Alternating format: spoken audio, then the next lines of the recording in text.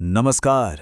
चलिए आज एक ऐसे योद्धा की कहानी सुनते हैं जिनका गुस्सा इतना जबरदस्त था कि उसने धरती का इतिहास ही बदल कर रख दिया।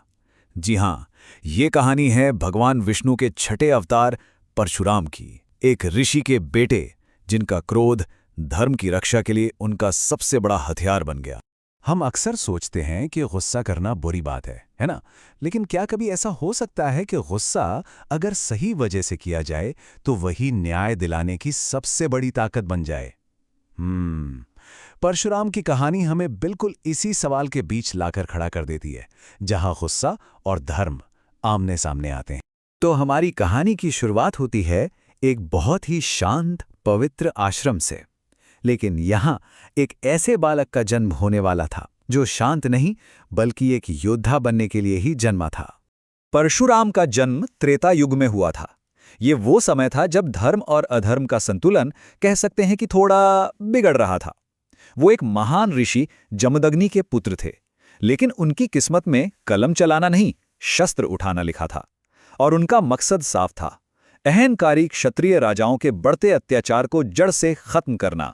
वैसे उनका असली नाम तो राम था, पर दुनिया उन्हें परशुराम के नाम से जानती है। जानते हैं क्यों? क्योंकि उन्होंने भगवान शिव की इतनी कठोर तपस्या की कि शिव जी ने खुश होकर उन्हें अपना दिव्य अस्त्र परशु यानी वो खास कुल्हाड़ी दे दी, और इस तरह परशु वाले राम बन गए परशु। अब हर बड़ी कहानी में एक ऐसी घटना होती है जो सब कुछ बदल देती है। परशुराम के जीवन में भी वो घटना हुई, और वो थी एक पवित्र गाय की चोरी। कहानी में असली मोड़ तब आता है जब एक बहुत शक्तिशाली राजा कार्तवीर्य अर्जुन अपनी सेना लेकर ऋषि जमदग्नि के शांत आश्रम पहुंचता है। अपनी ताकत के नशे में चूर उसकी नज़र आश्रम की दिव्य गाय कामधेनु पर पड़ती है, एक ऐसी चमत्कारी गाय जो कोई भी इच्छा पूरी कर सकती थी। बस राजा का लालच उसकी समझ पर हावी हो गया। उसने एक निहत्थे ऋषि के घर की पवित्रता को भंग किया और जबरदस्ती कामधेनु को उनसे छीन कर ले गया। देखिए, ये सिर्फ एक चोरी नहीं थी, ये तो सीधे सीधे धर्म पर हमला था। और जब परशुराम को इस जबरदस्त अन्याय का पता चला तो उनका खून खौल उठा। उन्होंने एक पल भी नहीं सोचा, अपना दिव्य परशु उठाया और सीधा राजा कार्तवीर्य अर्जुन का अंत कर दिया। न्याय तो हो गया था, लेकिन कहानी तो अभी शुरू हुई थी। लेकिन बात यहीं खत्म नहीं हुई। एक अन्याय का बदला दूसरे और भी भयानक अन्याय को जन्म देता है, और यहीं से परशुराम का व्यक्तिगत दुख एक बहुत बड़े मिशन में बदल जाता है। बदले की आग में जलते हुए राजा के बेटों ने कायरता की सारी हदें पार कर दीं। वो आश्रम में घुस गए और ध्यान में बैठे एक निहत्थे शांत ऋषि जमदग्नि की बेरहमी से हत्या कर दी। अपने पिता के मृत शरीर को देखकर परशुराम का दुख एक ऐसी ज्वाला में बदल गया जो सब कुछ जला सकती थी। उसी एक पल में उन्होंने एक ऐसी भयानक प्रतिज्ञा ली जिसकी गूंज युगों तक सुनाई देनी थी। उन्होंने कहा, मैं इस धरती से अधर्मी क्षत्रियों का 21 बार सर्वनाश करूंगा। 21 बार। सोचिए, ये सिर्फ एक नंबर नहीं था, बिल्कुल नहीं। ये उनके संकल्प की गहराई को दिखाता है। इसका मतलब था कि वो एक पूरी पीढ़ी का अंत करेंगे, फिर उसके बाद अगली का, और फिर उससे अगली का, तब तक जब तक धरती पर धर्म का संतुलन फिर से स्थापित न हो जाए। युग बीतते गए और एक अवतार का मिशन दूसरे के लिए रास्ता बनाता है।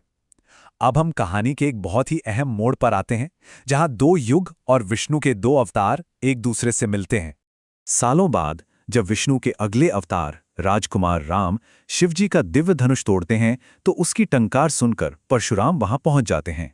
ये एक असाधारण पल था। एक तरफ थे धर्म की स्थापना के लिए क्रोध की ज्वाला, और दूसरी तरफ थे धर्म की स्थापना के लिए करुणा का सागर। परशुराम ने भगवान राम में विष्णु के अगले अवतार को तुरंत पहचान लिया। वो समझ गए कि उनका युग अब पूरा हो रहा है और धर्म की मशाल अब अगली पीढ़ी के हाथों में है। उन्होंने सम्मान से सिर झुकाया और तपस्या करने के लिए महेंद्र पर्वत पर लौट गए। तो इस पूरी कहानी से हमें क्या सीख मिलती है? परशुराम के जीवन का असली सार क्या है? देखिए, ये समझना बहुत जरूरी है कि परशुराम का गुस्सा कभी भी पर्सनल नहीं था। ये धर्म की रक्षा के लिए एक हथियार था। इसे आप एक सर्जन के चाकू की तरह समझ सकते हैं, जो तकलीफ तो देता है लेकिन समाज के शरीर से अन्याय के कैंसर को हटाने के लिए जरूरी होता है। उनकी जिंदगी हमें सिखाती है कि सच्चा धर्म 3 चीजों पर टिका है। पहला, एक ऋषि का ज्ञान ये जानने के लिए कि सही क्या है। दूसरा, एक योद्धा की शक्ति उस सही काम को करने के लिए, और तीसरा और सबसे ज़रूरी, विनम्रता, ये समझने के लिए कि उस शक्ति का इस्तेमाल कब और कहाँ करना है। और सबसे दिलचस्प बात जानते हैं क्या है? परशुराम की कहानी कभी खत्म नहीं हुई। वो चिरंजीवी हैं, यानी अमर। और ऐसी मान्यता है कि वो आज भी महेंद्र पर्वत पर ध्यान में लीन हैं और चुपचाप इस दुनिया को देख रहे हैं। तो ये सोचने वाली बात है ना, कि न्याय का ऐसा शक्तिशाली प्रतीक आज भी हमारे बीच मौजूद है, हमेशा के लिए, दुनिया पर नज़र रखे हुए। इसका आखिर मतलब क्या है?